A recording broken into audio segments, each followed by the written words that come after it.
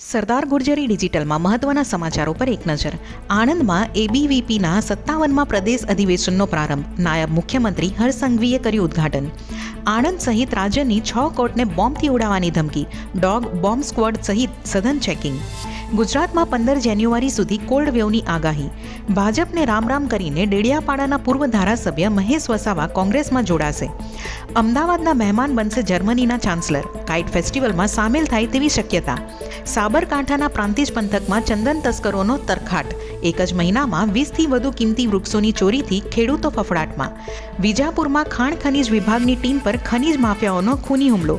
ધનપુરા ઘાટકુ ગામમાં અધિકારીઓ પર ડમ્પર ચઢાવવાનો પ્રયાસ. વડોદરામાં ડ્રાઇવિંગ લાયસન્સ કઢાવી આપવાના બહાને 28,000 પડાવી લીધા. મકરપુરા પોલીસે ગુનો દાખલ કરી તપાસ હાથ ધરી. નેપાળમાં ધાર્મિક સ્થળ પર તોડફોડ બાદ ભારે તણાવ. કર્ફ્યુનો આદેશ. ભારત સાથેની બોર્ડર સીલ. ઈરાનમાં જનતાનો આક્રોશ હિંસક બન્યો. 35ના મોત. સુપ્રીમો ખામેની રશિયા ભાગવાની તૈયારીમાં.